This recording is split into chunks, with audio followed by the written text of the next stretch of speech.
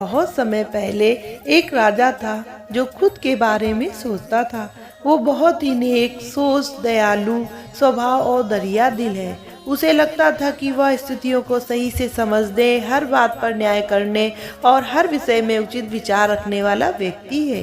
राजा की 3 बेटियां थी। एक दिन उसने अपनी बेटियों को बुलाकर कहा, मेरे पास जो भी है वो सब तुम्हारा है। तुम तीनों को मुझसे ही जीवन मिला है। मेरी इच्छा अनुसार ही तुम तीनों का भूत, वर्तमान और भविष्य बना हुआ है, जो आगे भी ऐसे ही बना रहेगा। मैं ही तुम तीनों का भाग्य बनाता हूँ। राजा की यह बात सुनकर उसकी 2 बेटियों ने शांत मन से राजा की बात में हामी भर दी, लेकिन तीसरी बेटी ने ऐसा नहीं किया। उसने कहा, नहीं, मुझे तो नहीं लगता है कि आपके हाथों मेरा भाग्य है। राजा सुनते ही गुस्से में आ गया। उसकी अपनी तीसरी बेटी की कही बातों को एक चुनौती के रूप में स्वीकार किया। उसने खुद को अपनी तीसरी बेटी के सामने सही साबित करने की ठान ली और उसे जेल में बंदी बना दिया। इस वजह से राजा की तीसरी बेटी कई सालों तक जेल में बंद रही।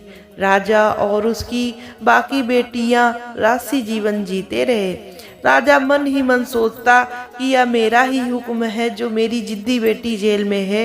लोगों को भी यही डर लग रहा होगा कि राजा का ही हुक्म है जो उसकी बेटी को ऐसा भाग मिला है। उसकी प्रजा के लोग भी यही सोचते थे।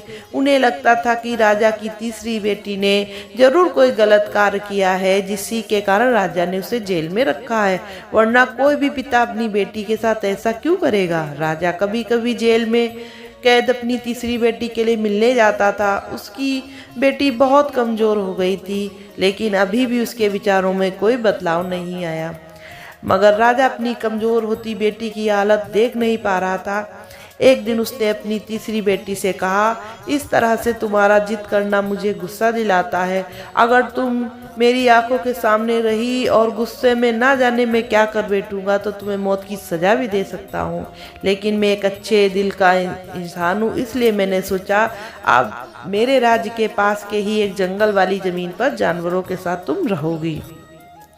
राजा ने कहा, उस जंगल में सिर्फ उन्हीं लोगों को रखा जाता है जो मेरे आदेश का पालन नहीं करते हैं। तुमने भी अपनी जिद की वजह से मेरी बात नहीं मानी, इसलिए अब तुम वहाँ लोगों के साथ मौजूद जहाँ जो लोग हैं उनके साथ जीवन काटोगी। इसके बाद तीसरी बेटी को जंगल की ज़मीन पर रहने के लिए भेज दिया गया। वहाँ फल और सब्जियाँ खाने और गुफा में रहने लगी। उसके पास पीने के लिए झरने का पानी और ठंड से बचने सूरज की धूप का ही सहारा था।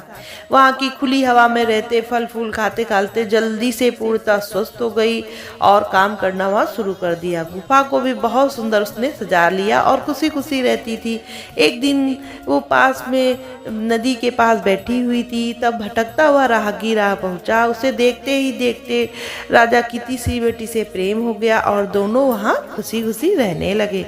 उस जंगल में उन दोनों के अलावा कई और लोग भी रहते थे, जिनकी मदद से उन्होंने उस जंगल को एक शहर के रूप में बना दिया। कुछ सालों में राजा की तीसरी बेटी और वो राहगीर उस शहर के राजा रानी बन गए। अब उनके शहर की चर्चा दूर दूर तक होने लगी। जैसे ही जानकारी राजा को मिली, वह जंगल पहुंच गया। उसने देखा कि राजगद्दी पर उसकी बेटी एक खूबसूरत युवक के साथ बैठी हुई। राजा के होश उड़ गए। राजा की बेटी ने अपने महल में पिता का पूरे सम्मान के साथ स्वागत किया। उसने अपने पिता से उसके बुरे बर्ताव और फैसले के लिए कुछ भी नहीं कहा। जैसे ही राजा वहां बैठा तो उसे एक आवाज़ सुनाई देने लगी जो कह रही थी, हर इंसान स्वयं ही अपने भाग बनाता है, कोई अन्य इंसान किसी और का भाग नहीं बना सकता। इसके बाद राजा को स्वयं ही अपनी गलती पर पछतावा होने लगा और उसने अपनी बेटियों को अपने भाग से आज़ाद कर दिया। उसने अपनी तीनों बेटियों से कहा, भला ही तुम तीनों का भाग मेरे हाथों में हो, लेकिन हर व्यक्ति खुद ही परिस्थितियों के अनुसार अपना भाग अच्छा व बुरा बना सकता है। कहानी से हमें यही सीख मिलती है, राजा और उसकी 3 बेटियों की कहानी, कि कोई भी व्यक्ति किसी का भाग या बना बिगाड़ नहीं सकता है। हमारा भाग स्वयं हमारे हाथों में होता है, जिसे हम अपनी सूझबूझ से बुरी परिस्थितियों में भी अच्छा बना सकते हैं।